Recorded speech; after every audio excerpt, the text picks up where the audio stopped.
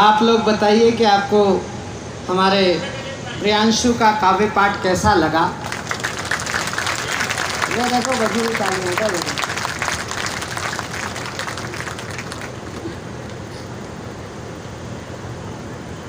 आप सरी के जब कम लोग सुनते हैं तो हमको लगता है कि हम पांडवों को सुना रहे हैं। आज हमारे रजनीश भैया ने कितना बड़ा कार्यक्रम कराया था, हजारों लोगों ने कविता सुनी थी। आज महोत्सव का कवि सम्मेलन, आप शाम से बैठे हुए लोग हैं, लेकिन फिर भी आपने इतने मन से सुना।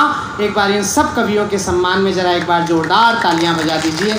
और डीएम साहब, आदरणीय पुलिस अधीक्षक महोदय, बग्गा जी कितनी तन्मयता से सुन रहे हैं। आप हिंदी भाषी प्रांत से हैं, वो प्रयाग में उन्होंने सेवाएं दी। आप तो अकेले बैठे हैं सर। कल मैं अहमदाबाद में संचालन कर रहा था, एक डीएम साहब सपत्नीक बैठे थे और कविताओं में इतने डूब गए कि उनकी पत्नी के पीठ पर ढोल मार के कलेक्टर साहब से कहा कि भाई साहब मज़ा आ गया। और डीएम साहब ने भी पलट कर देखा, बोले बहन जी मैंने आपको कहीं देखा है। ये आनंद केवल कवि सम्मेलन में आता है। और आप तो इतने सारे हैं, हम तो एक श्रोता हो तो रात काट लेते। बग्गा जी, एक जगह मेरा नंबर आया तो मैं अकेला सुनाने वाला और एक अकेला सुनने वाला। मैंने कहा भैया तुम मेरे लिए बैठे? बोले नहीं, तेरे बाद मेरा नंबर। अभी मेरे पास दो कवि और हैं, और दोनों कवि नहीं है, दोनों महाकवि हैं। और उन महाकवियों की भूमिका में मैं खड़ा हुआ हूँ। मैं आपको दो छंद और एक छोटी सी कविता सुनाऊंगा। अगर आपकी अनुमति हो तो एक बार मेरे सम्मान में भी ढंग से ताली बजाओ। यादव संचालन कर रहा है, इसका मतलब नहीं है कि मैं वैसा यादव हूँ जैसा बाबा जी के पहले हुआ करते थे। देखिए, ऐसा नहीं कि शशि खुद अपने आप को प्रस्तुत करें, ये हमारी जिम्मेवारी है। मुझे तो लगा कि हम दोनों में से किसी को बुलाएंगे, लेकिन उन्होंने स्वयं को बुलाया। ये उनकी सहजता है, ये उनका बड़प्पन है। मैं एक बार चाहूँगा कि पूरा सदन, जितने भी लोग बैठे हैं, एक बार शशि के श्रेष्ठ संचालन के लिए पहले तालियां बजाएंगे।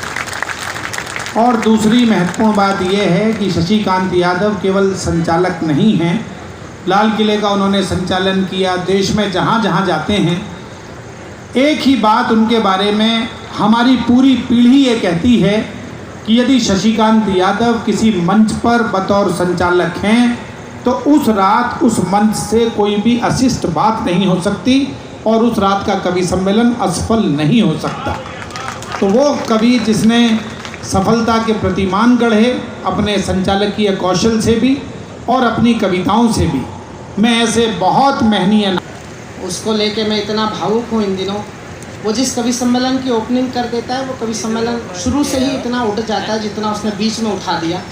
ये कौशल हिंदुस्तान में अभी 2-3 लोगों के पास है। उसमें से एक आपका बेटा है अभय निर्भीक, जिसने आते ही बताया कि कवि सम्मेलन में ताली कैसे बजती है। और वो जिनका शिष्य है हमारे बड़े भाई विनीत चौहान जी का, उनको वो कौशल प्राप्त है कि वो खाली कुर्सियों से भी तालियां बजवा लेते हैं। तो वो उन्होंने तय किया है कि मैं किस गुरु का शिष्य हूँ। मैं 4 पंक्तियों से शुरू करता हूँ। देखो शंभू के साथ सेल्फी ले रहा है, बताओ ऐसा लग रहा है चिड़ियाघर का चौकीदार चिड़ियाघर के आइटम के साथ फोटो ले रहा है। दोनों का फोटो संग्रहणी होगा कि भारती की वंदना समर्चना समाहित हो शंखनाद भक्त का सुनाने तुम्हें आया हूँ। देश के निमित्त लड़े और बलिदान हुए, याद उनकी पुनः कराने तुम्हें आया हूँ। वो सत्ता के पुजारी झूमने लगे घमंड में, तो उनसे सजग कर माने तुम्हें आया हूँ। और राष्ट्रभक्त नौजवान क्रांति की मशाल लेके एक बार फिर से जगाने तुम्हें आया हूँ। राष्ट्रभक्त नौजवान क्रांति की मशाल लेके 15 अगस्त याद करना। बग्गा जी और मेरे परम मित्र यहाँ बैठे हैं। एक अभियान इस देश ने शुरू किया, अगर आपने भी उसमें सहभागिता की हो तो इस बार मैं केवल तालियां नहीं, हवा में लहराते हुए आपके हाथ देखना चाहता हूँ कि राष्ट्रवाद की उमंग ताल से बजी मृदंग, देखो राष्ट्रभक्ति वाला रंग गहरा दिया। कि राष्ट्रवाद की उमंग ताल से बजी मृदंग, देखो राष्ट्रभक्ति वाला रंग गहरा दिया।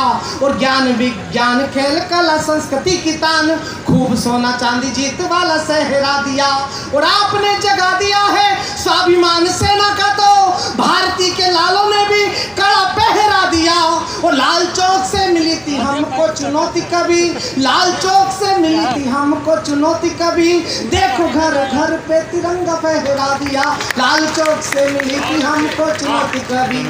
तो 47 में पूर्वजों से गलतियां जो हो चुकी थी, धारा तो हटा दी अभी और भी हटाएंगे, दोस्तों से दोस्ती निभाएंगे जी शौक से, पर दुश्मनों के आगे कभी सर न झुकाएंगे। सीमाओं पे सरेआम गोलीबारी कर रहे जो, सावधान पत्थरबाजों हाथ तोड़ जाएंगे। और लाहौर कराची ढाका पिंडी जरा धीरे धीरे चप्पा चप्पा घाटी पे तिरंगा फहराएंगे। लाहौर चला एक छंद का आदेश मुझे बड़े भाई डॉक्टर सर्वेश अस्थाना ने दिया है। उनके आदेश पर 4 पंक्तियां बहुत ताजी आपको सुना रहा हूँ। पहले तो एक बार इस बात पर तालीम चाहता हूँ कि अगर आपको अच्छा लगा हो कि आज़ादी के अमृत काल में एक वनवासी परिवार की बेटी हिंदुस्तान की राष्ट्राध्यक्ष बनी है, तो एक बार पूरा सदन जरा जोरदार तालियों की सहमति दे उनके अध्यक्ष बनने पर। लेकिन दुर्भाग्य ये हिंदुस्तान का कि राजनीति में कुछ ऐसे लोग भी काम करते हैं डीएम साहब, जिनको ये काम भी अच्छा नहीं लगा। उनका काम ही केवल बुराई करना है। और उन्होंने जो टिप्पणी की वो मैं कह नहीं सकता यहाँ पर, लेकिन मैं 4 पंक्तियाँ पढ़ रहा हूँ। ये पंक्तियाँ नहीं हैं, ये कविता नहीं है, ये श्राप दे रहा हूँ उन लोगों को जो इस देश की बहन बेटियों का, नारी का बार बार अपमान करते हैं। मेरी छोटी प्यारी बेटी समान छोटी प्यारी बहन यहाँ बैठी है डॉक्टर प्रवीण शुक्ल जी की उपस्थिति में, और प्रियांशु सरी के सदैव गीतकार के बाद अपनी श्रेष्ठ 4 पंक्तियाँ आपको सुनाना चाहता हूँ कि बार बार जानकर नारी का हो अपमान, माफी वाली काफी से तुम छूट नहीं पाओगे। कि बार बार जानकर नारी का हो अपमान, माफी वाली काफी से तुम छूट नहीं पाओगे। विश्व से भरा है उर चाटुकारिता गरूर, विश्व से भरा है उर चाटुकारिता गुरूर, मान जाओ वरना पद वे सर खाओगे। और ज्ञानी गुनी गर्व थी जो गौरव रहेगी सदा, गीता गंगा गायत्री को कैसे गीता गंगा गायत्री को कैसे झुठलाओगे। और द्रुपद सुता का अपमान फल भूलोगे तो, द्रुपद सुता का अपमान फल भूलोगे तो, द्रुपद सुता का अपमान फल भूलोगे तो, कौरव वंश जैसे अंश अंश मिट जाओगे। द्रुपद सुता का अपमान फल भूलोगे तो। वो चाहते क्या हैं? उनकी चाहत को 4 पंक्तियों में कह रहा हूँ और नकार रहा हूँ। नवरात्रि का महापर्व चल रहा है, 4 पंक्तियाँ सुनना कि अम्बुआ की बगिया है मेरा प्यारा भारत, ये माफ करे बोइए ना इसमें बबूल जी, भारतीयता से जिन्हें आती रही दुर्गंध, दोहराएंगे नहीं ब्रिटेन वाली भूल जी। और मेरा वाली लाता वाली जोता वाली का है देश, हाथ में उठा रखा है जिन्होंने त्रिशूल जी। और ऐसे परिवेश में इटालियन महारानी कभी सपने में नहीं हमको कबूल जी। ऐसे परिवेश में इटाली। और इस महोत्सव में जितने नौजवान दोस्त कविता सुन रहे हैं, अंतिम 4 पंक्तियां जिम्मेदारी के रूप में उनको सौंप रहा हूँ कि राष्ट्रभक्त नौजवानों भारती पुकारती है, माँ के दूध का तो अभी कर्ज भी चुकाना है। और आपकी इच्छा हो तो 4 पंक्ति ऐसी पढ़ दूँ जो लखनऊ होते हुए दिल्ली तक जानी चाहिए।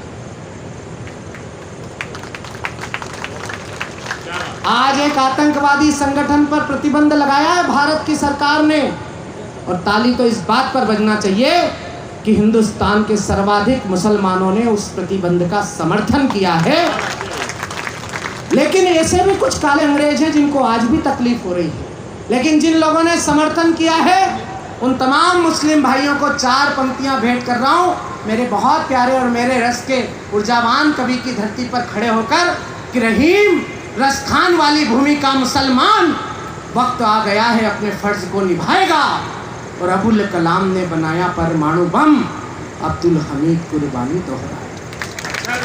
काश्मीरी घाटियों में घुस आए दुश्मन तो फातिमा के दूध की वो लाज भी बचाएगा। और वतन परस्ती वाली सीख ले कुरान से वो जिन्ना के विचारों को भी जिंदा रखेगा। लेकिन कुछ ऐसे भी लोग हैं जिनको आज भी तकलीफ हो रही है, उनका नाम नहीं लूँगा लेकिन उनका इलाज बताकर जा रहा हूँ।